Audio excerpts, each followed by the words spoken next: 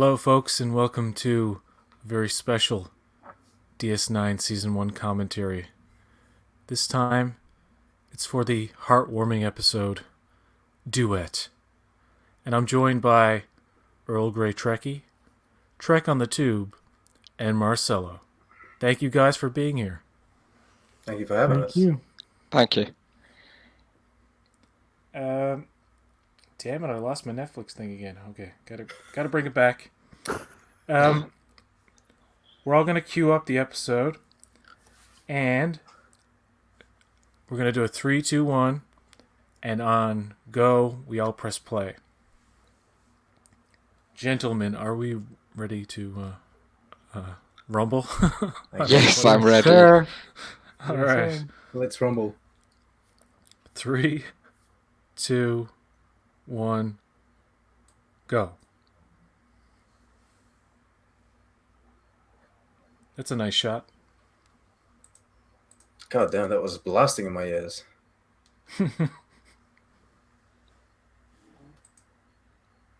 Look at that full HD. Oh no, wait. We're gonna... Do you have a copy we don't know about? Yeah, exactly. I was gonna say we're gonna start with that shit already, right off the top. Yeah. Look, if I could upscale DS9 on my free time, I'd just do that all the time.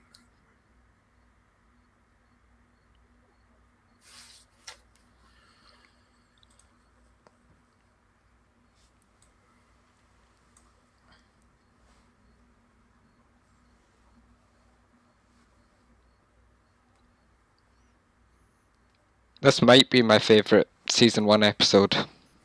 It is mine. That sounds like an old-timey American accent that the alien had, didn't he? Yeah, his voice sounded familiar. I think he's...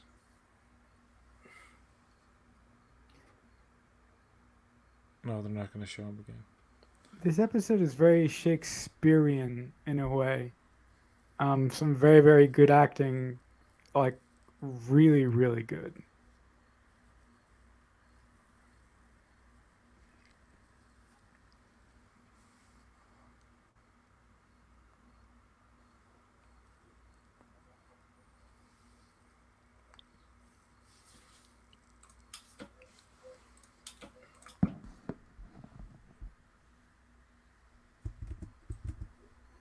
I love the way Kira walks.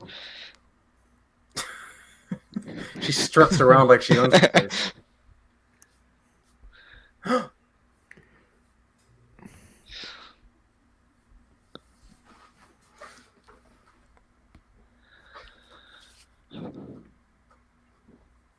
He looks like a bureaucrat. And introduce the wannabe Hitler of the Cardassian race, basically. No, come on.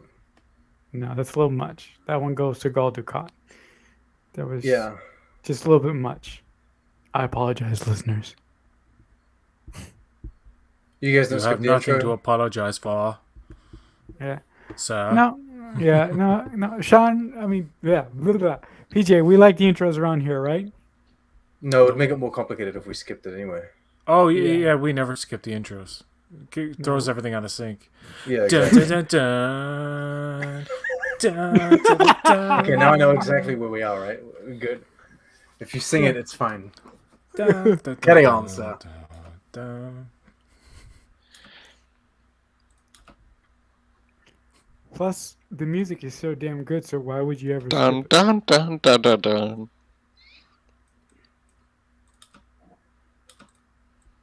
It's grown on me over the La, la, years. la, I gotta la, say, la. I liked it a lot less when I first started watching Deep Space Nine.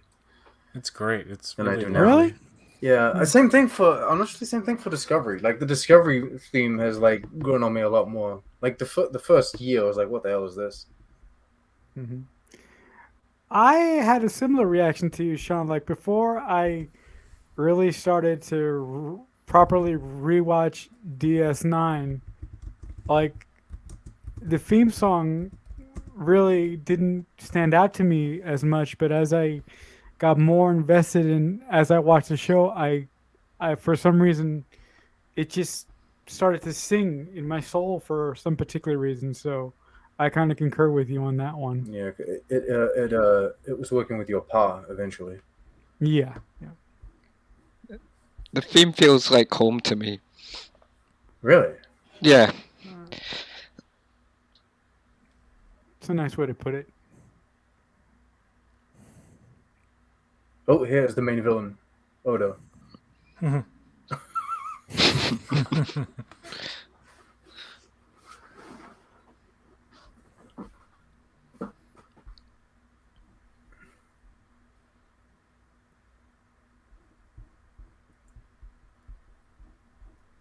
He almost said bitch, didn't he?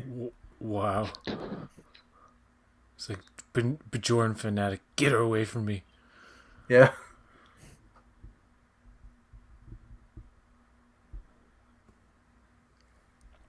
This is how Trekkies were treated in the 90s, right?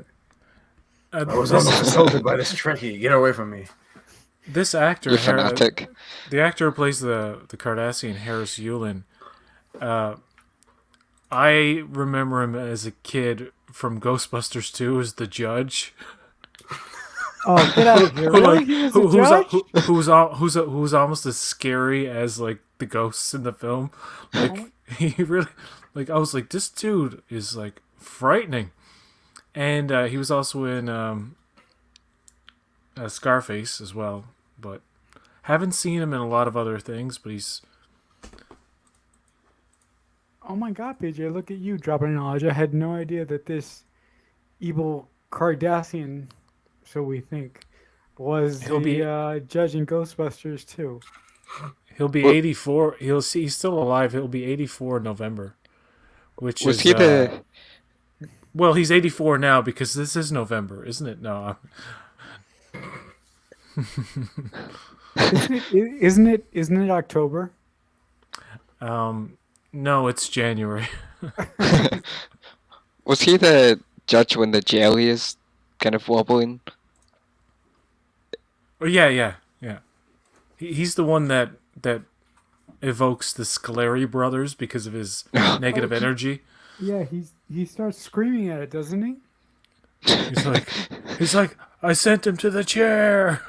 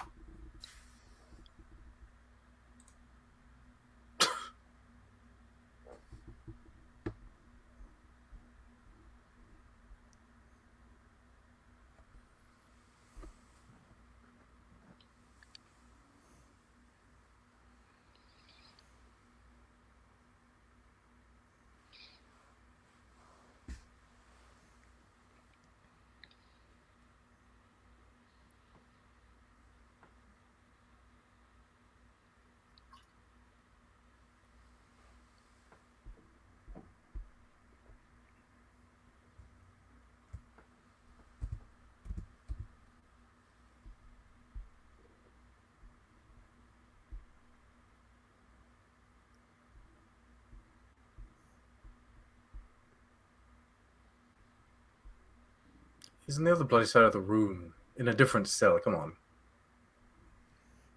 How many cells do you guys think are in that room? There's 3 or 4 in that, isn't it? Yeah, there has to be like another area. Like it can't be just that for the whole station. Or maybe the future is really that peaceful. No, I mean, it's just a matter of like the station is ginormous. Yeah, exactly. And right. we literally see like 0.0001% of it in the entire series. Yeah. Like the interior, I mean. I mean, could you guys just imagine what they would have done with the station if they would have like done a movie proper? Like we would have probably seen sections of the station that we never saw in the show. You think they would have? I think they would have built new sets and everything. You know, I always thought the next logical thing after Nemesis, because it was like the TNG send off, DS9 movie. Thank you very much. And it's just it just a matter of business and logistics, I guess, and interest. But I mean, DS9 is like The Wire, where there was an appreciation for it at the time, but now there's like this cult, fanatical almost in appreciation for it, where, like The Wire, DS9 didn't get the recognition it deserved at the time, but then years later, people are like, "Oh my God, DS9 is the greatest this, and The Wire is the greatest that." It's the Better Call Saul of Star Trek. It's the better. Oh my God, that's so good. Yeah. That's funny. I've been rewatching Breaking Bad with Starfleet Boy. He's watching for the first time. Okay. It's not as good as Better Call Saul, in my opinion. What? Just a reminder: when Okay. when I'm Sean gonna when let that one Sean go. shows up anywhere, better call Saul and come up. It's gonna get mentioned, yo. It's gonna get mentioned. That's just the way it is. Like me with Ted Lasso now. Yeah, we have our favorite shows. We gotta talk about them all the time. And me, anytime you have me on a live stream, you know a particular producer's J- gonna pop up. J.J. Abrams and Alex JJ or Kurtzman. Alex. One of those two.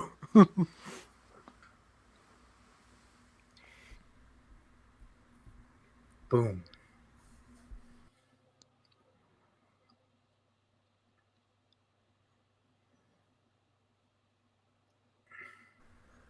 So let me guess. You have the same. He turns out to be a criminal. No, not really. Oh, he's Mother Teresa, I guess. Well, Yes, absolutely. pretty close. No, it's the waters are muddy. I find it interesting that as a Bajoran from Bajor, she talks about a Cardassian from Cardassia as our criminal. It's like he's not a citizen of Bajor. He's not even a citizen of the same like alliance or anything. You guys are complete different species. I understand what they did to your species, but how is he your criminal? I think she just thinks she should be in control of his proceedings now because she's the victim. Do you guys think that this From episode... her point- Sorry, go ahead. No, I'm sorry, PJ, go ahead. No, you go ahead. Do you think that this episode made Kira realize that she had the propensity to call herself a terrorist eventually? Do you think that this episode served as a mirror to her previous behavior and how she judges people? There's an episode. Yeah, it's this one and the other one. The And other the other episode one. where she's captured and tortured by. Oh, Darkness and the Light. That Yeah, one. That one is there's more. That one is more to that point, I think, because But there's Yeah. an arc that grows throughout the episodes. Because even there was one previously in this season where she goes, I think she goes to the ground and helps. And like, there's no Cardassians in this one, but she's just helping Bajoran farmers or whatever it is, like that guy that didn't want to leave his house. She has a whole arc about this. Mhm. I think it's interesting to think that the Federation not only kind of saved. I mean, the Federation saved the Bajorans from themselves more than they saved them from the Cardassians. Because had Bajor been led by, this Kira, like season 1 Kira and people like her, they would have become like vengeful, bloodthirsty military people that would have just tried to go out and fight a war against Cardassia and annihilate them. well, but I think not as a society as a whole. I think, but there would be factions. There would be more and more factions that would never let the bloodlust or the need for revenge end. Make Bajor great again, led by Kai Wynn. Oh my goodness. Oh my God, please, God, no. Of all the people, why'd you have to choose her? Oh. She's so much worse than anyone else, isn't she? Frickin' way- Nurse Ratchet. Yeah, by the way, with all due respect, the actress who plays Kai Wynn is fantastic. That woman is so good at her job.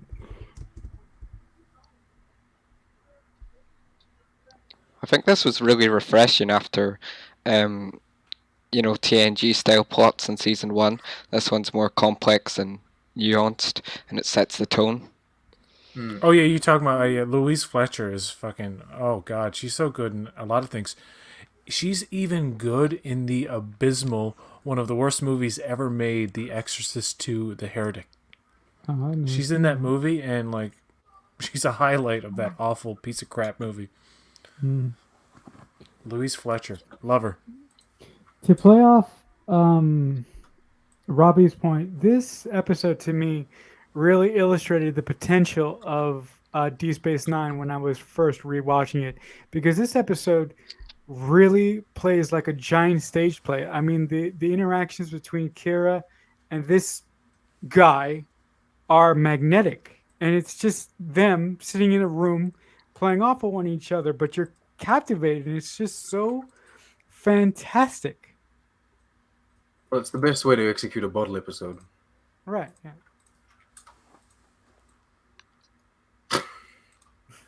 I await execution.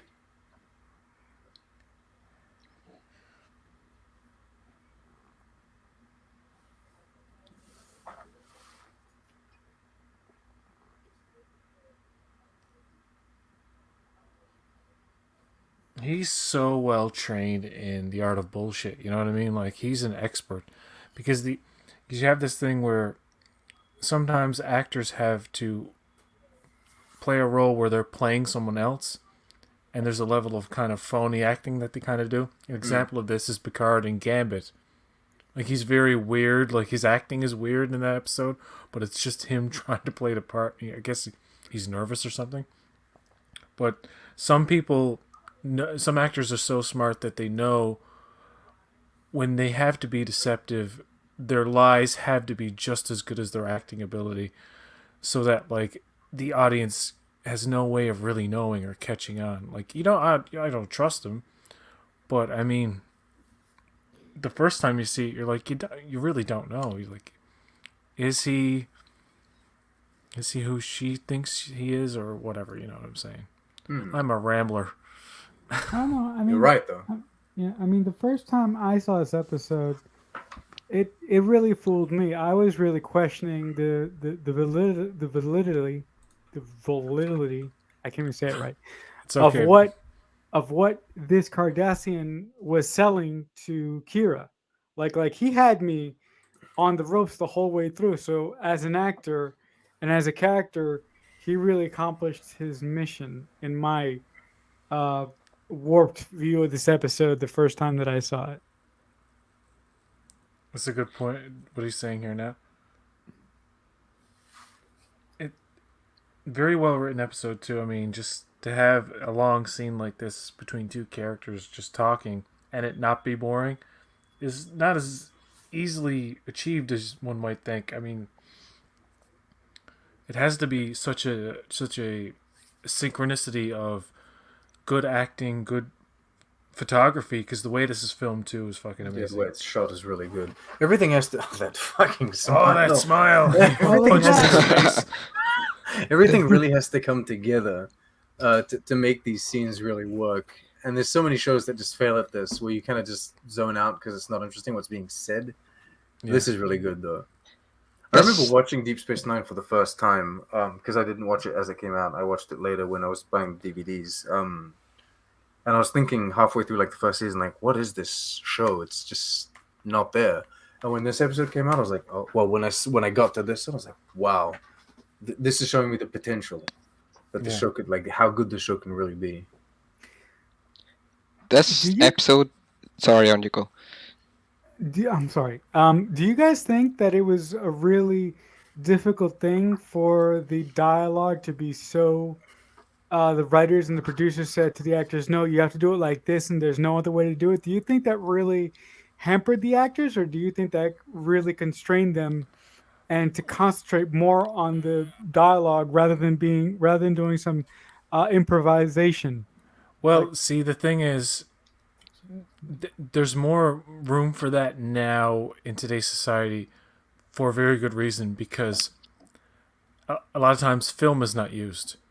They can do so many more multiple takes now than they ever could, but back in the day, it was very much follow the script, and the thing was, if you wanted to improvise or change something, you had to consult, and sometimes actors would do it on the fly, and they would use it or something, or like they would even fumble and say, "Well, that take was better than whatever." But like it's very script driven. Even today, I remember Sean. I brought this up another time, but the interview with Noah Averbach-Katz, where he talks about like the scripts are written over here, they're sent to the actors in another country. It has to be like it's specifically formulated so that there's not a lot of room for leeway or improvisation, and the actors can't necessarily be like, I feel my character should go down this. It's all very writer driven, and I think DS9 was like that. And the actors, to their credit in this show, no matter what they're given, good or bad, they always like pull through, and there's never real moments of shitty acting unless you have like some of the guest stars pop in and you're like, that guy's not so good. I say this with sorry, Robbie, go ahead. I think this is the first episode that really conveys the brutality of occupation and gives us a real insight into Kira, because she's this character with so much trauma that's been raised horribly on Terok Nor, and she has so much trauma that she's been automatically kind of raised to think of every Cardassian as basically a Nazi figure, and she has to get past that. I mean, that's a really good point, and it's a reflection of the traumas of the 20th century in terms of people committing atrocities against other groups of people. I won't really get into it, but you know what I mean. What the occupation is a parable of, I guess, or not a parable? Is it a metaphor for, or like a reflection of, I should say. But yeah, like Kira is just, when you really think about the way she lived and the more information you get, it's shocking as hell. It's just like, wow. No wonder people turn out certain ways and commit certain crimes. Because like they've been beaten down so long, and it's like, and even Cardassians eventually, I think, throughout the course of the show, learn that you see more peaceful Cardassians. Not all the time, but you know what I mean? Like, you see the other side of them more and more. Like,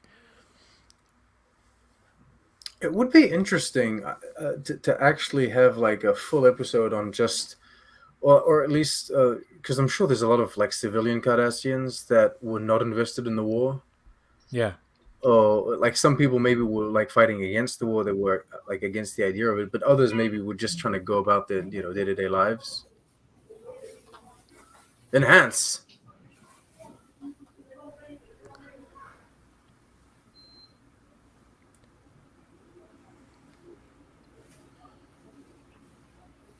I mean, 300 years ago, you could turn a Klingon into a human, so.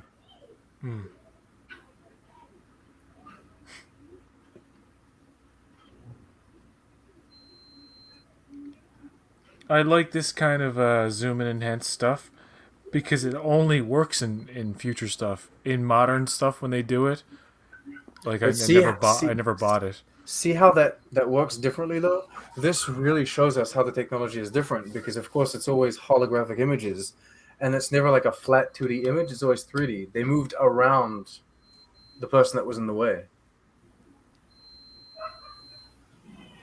Yeah, I love that. It's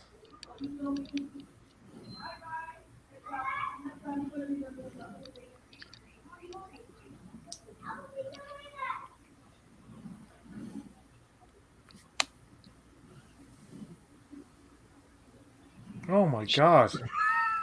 Jesus Christ, dude. So I say, well, I killed a lot of people. He doesn't give a single fuck. It's so, I'm gonna have a nap now. Yeah, it's so funny how casual he is about being or pretending to be a genocidal maniac. With his little towel there. It's really unusual because he feels guilty and he's pretending to be the enemy, as if he's comfortable with it.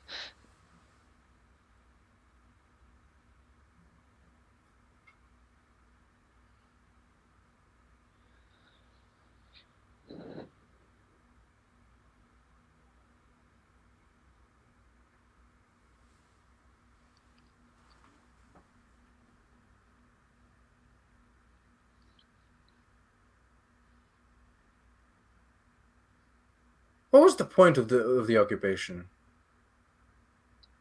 Just to strip them of their resources and take advantage of the wormhole, maybe? But why? They didn't know the wormhole was there yet, didn't they?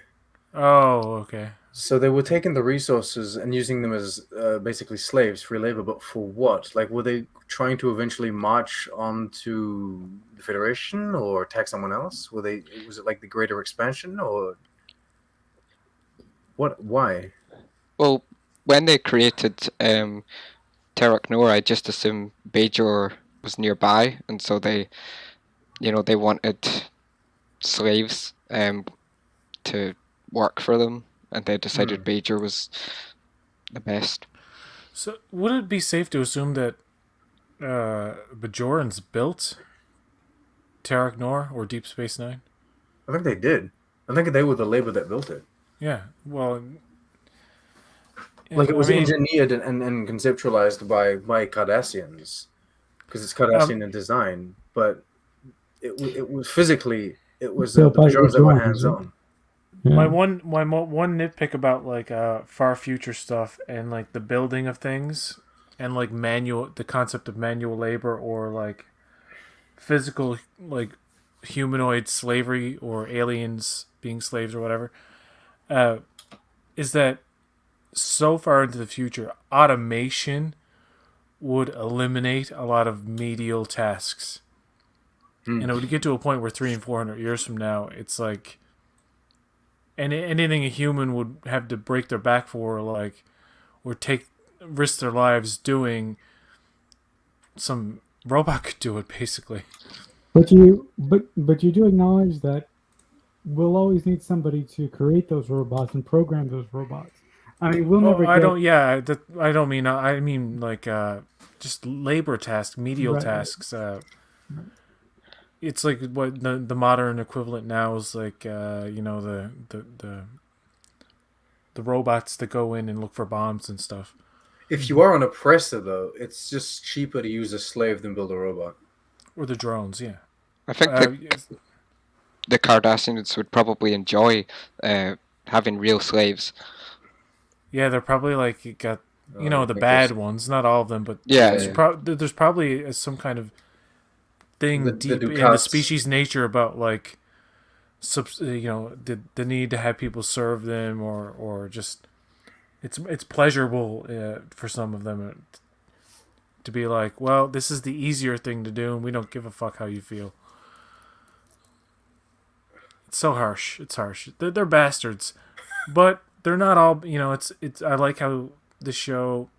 Dema. You have the species stereotypes, but like with Quark, kind of breaks some of those that we saw in TNG, and with other species too, like Klingons even.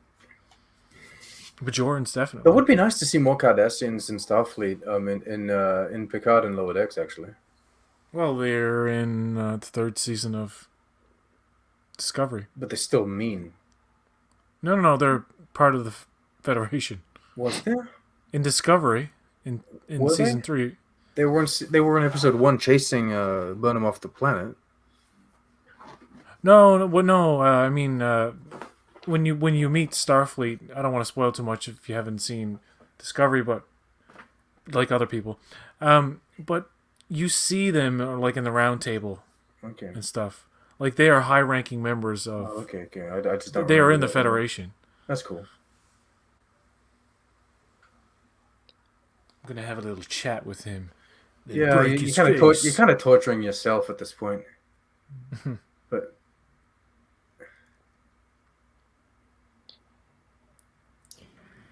I mean, the thing that I really enjoy about DS9 as a whole is the religious allegory between the Cardassians and the Bajorans, and yeah.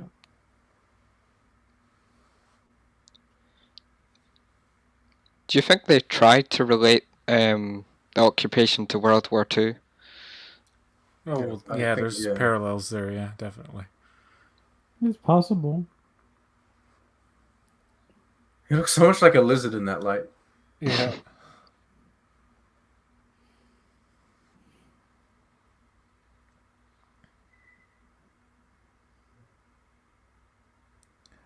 The only thing about the Cardassian makeup is that the ridges, which I thought were flesh, you see, I can't remember where, but you see Cardassian a skull, and you see that that's bone Oh, really? coming up through the skin. So it's just a So it's part of their skull, basically. it's a product of its time where they couldn't exactly. It looks real if their face is still enough, but once but then it they moves start around. moving, it moves around. It's like, oh, that's supposed to be bone, but it's like flexing. Mm.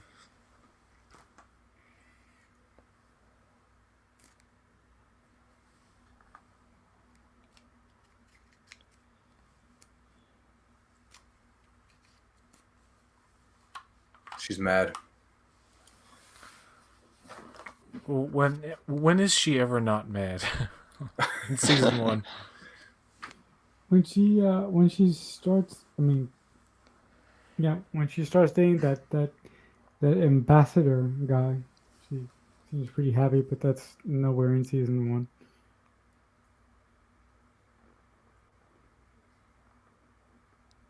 Oh, you thought he was feeling empathy for these people, and he's like, Not for 1 maybe I second. can swindle them. Classic Cork there, wouldn't you say?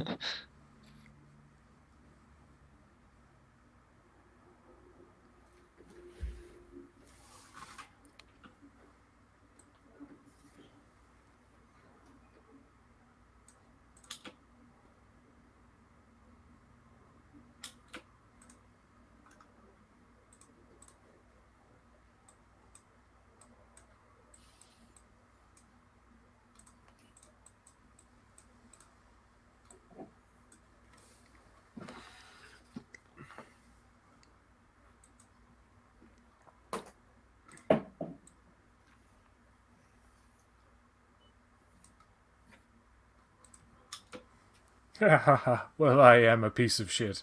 Yeah, that's exactly it. He's just thinking you still worked for me. Or with me, depending on how you look at Odo's situation.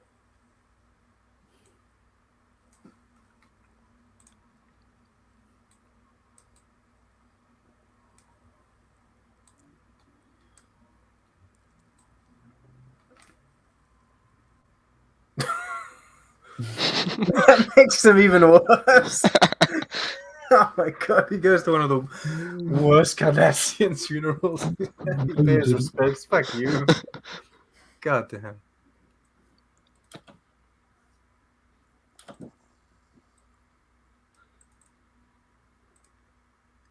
He's lying.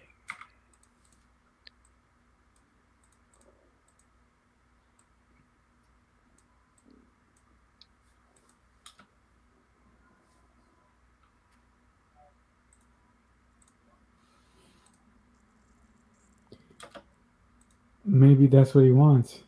He wants to die.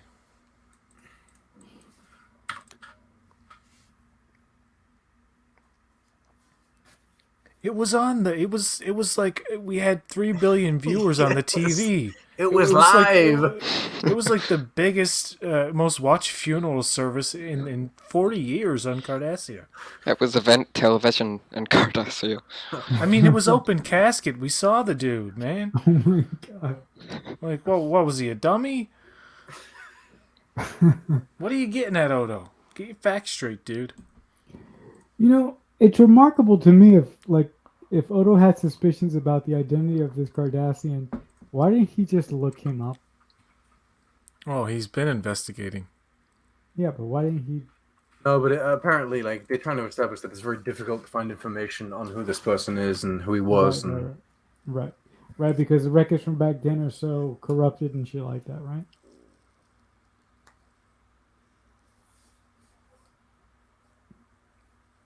Ooh.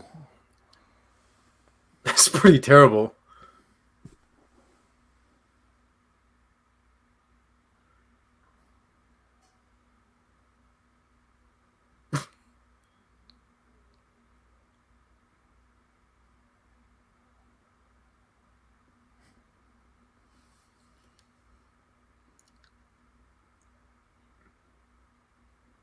Oh, Oh, they needed the There you resources. go, Sean. so who are they fighting against? There's got to be someone on the other side of the Cardassian Empire. Like, there's got to be someone on the other side. The Federation on one side. There's got to be someone that we don't know about that they were fighting. Maybe they were like fighting amongst themselves. What a line that was. What you call genocide, I call a day's work. Oh my goodness. Yeah.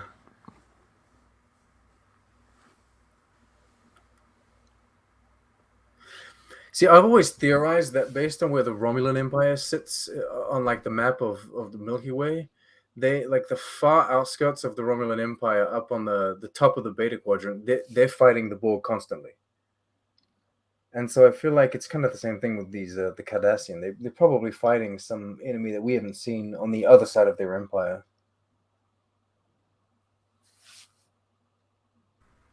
Hmm.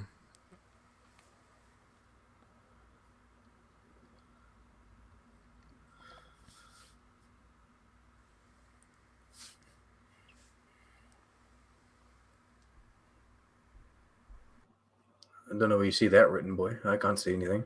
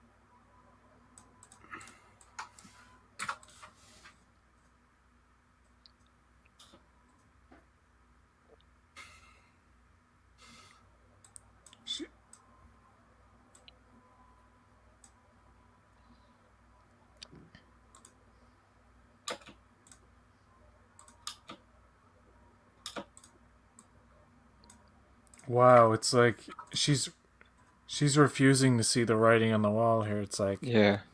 he's playing you. Am I right? He is playing her, right? Yeah, He Yeah, wants to die. yeah. yeah, He feels absolutely. guilty for what he did. From what I remember, he feels guilty for what he did, so he's pretending to be this evil Cardassian in order to get executed, to like escape the pains. But he was like a See, filing clerk, basically. the Yeah. actor's so good. I'm still like, He's really You know, good. he's really good. Yeah, so basically he wants to do suicide by the Federation. Yeah, It's the 24th century equivalent of death by cop or death by whatever.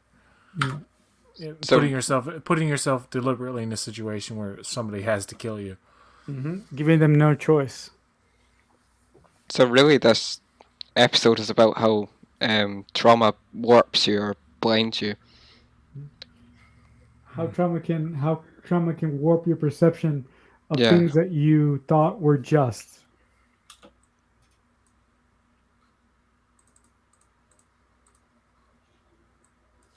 Oh.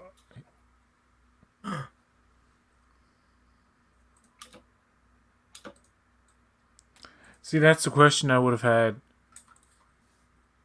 if I hadn't have noticed, but like I never even thought like does the dude look like him or do they have pictures of the other dude? And it's like I didn't really think about like he has to have the same face. I was just reminded of it. It's weird. It's like he's had some work done, Kira.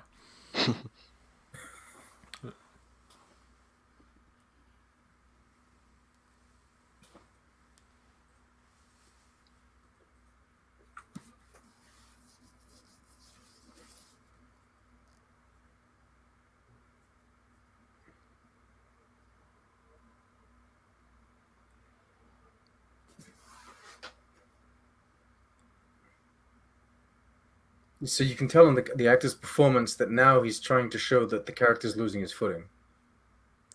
Yes, yes. This is very. Man, parallel thoughts there. The way he Because now he ever seems so like he's full of shit. Yeah, now he ever so slightly stumbles over his words. You feel like he's like, this is unexpected for him. He's trying to improvise his way out of it, and he's not as good as he was before.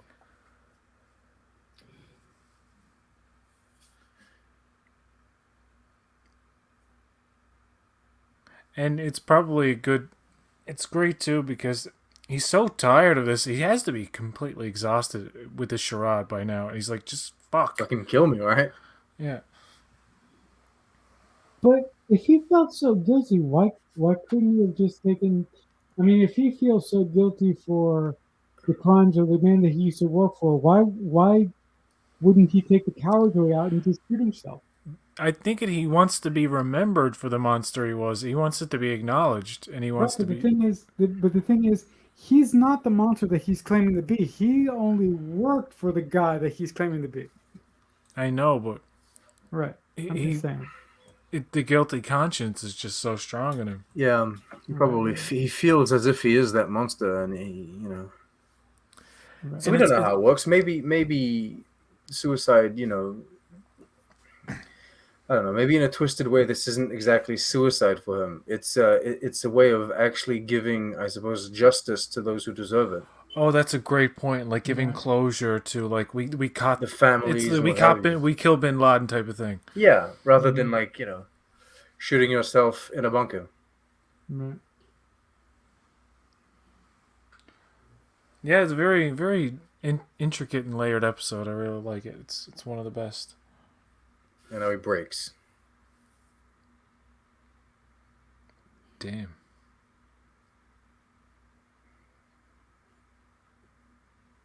I think he's done. You can see she feels sorry for him for a second. She doesn't understand. She's like, "What the hell?" Oh yeah. Well, she's about to feel sorry for him, I think.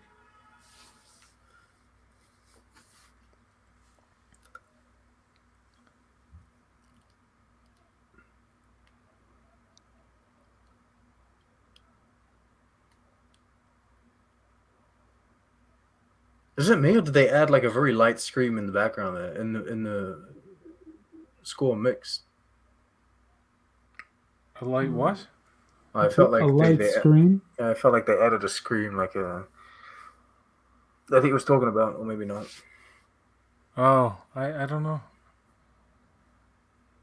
I'd have to.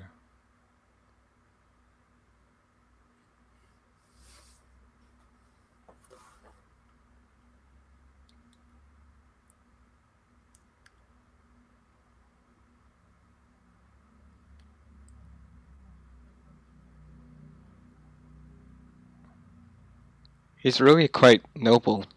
Yes.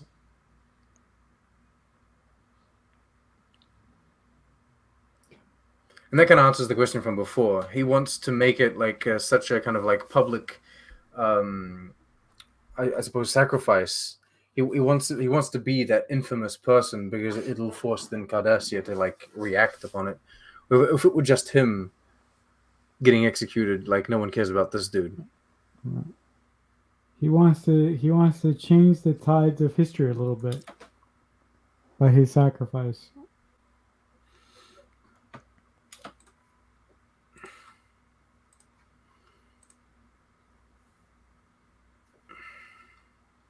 To be honest, he's thinking about the needs of the many. Yeah.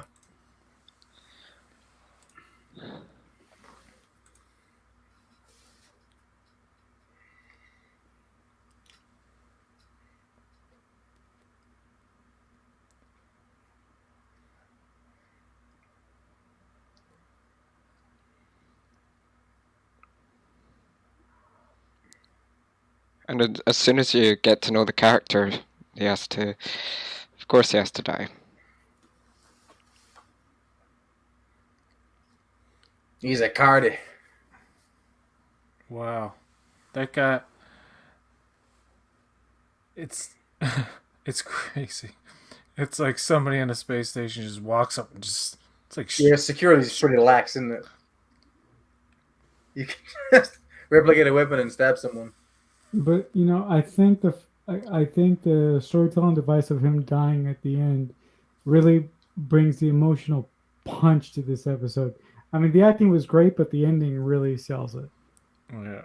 I didn't expect. I'm iffy on the ending, but I mean, for him to die, I guess It's means something. It's done on purpose to make you question who the real villain is at this point. Because of course the real villain is like Cardassia in the situation. They were the ones that occupied and like mistreated Bejor. But then now you're looking at this and like, okay, well, who's really trying to heal? And I think it's just trying to show you that not everything is black and white. There's not just the victim. Like now everyone, I know it's kind of ridiculous to say, but everyone is the victim, I guess, in a certain way. There's no winners, in war. No, there's There's not. only losers. So yeah. War. Huh, good God, y'all. What is it good for? Absolutely nothing. Exactly. Great episode. It was. Thank you so much, guys, for joining me. Robbie, Sean, and Marcelo. This was really fun, and it was a really good episode. I'm glad I got to watch it with some friends, so thank you. Thank you. Well, thank you for having us. Thank you. Until next time, folks, live long and prosper.